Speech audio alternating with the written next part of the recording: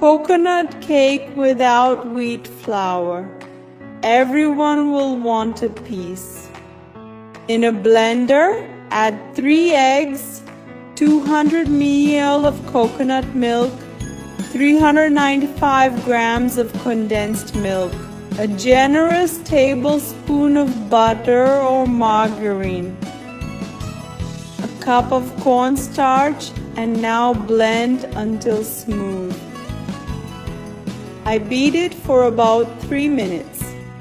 Then add 100 grams of grated coconut and a tablespoon of baking powder, and let's just give it a light whisk and our dough is ready. Pour it into a greased and floured pan. Then bake at 180 degrees for 45 minutes. And look how delicious it is. What perfection this cake is.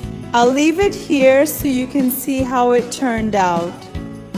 Without wheat flour, it's a super soft and fluffy cake. And if you prefer, you can make this cake with a sweetener for baking and replace the condensed milk with a cup of milk. So that's it, my loves. I hope you enjoyed it, and I'll see you in the next video. Bye bye.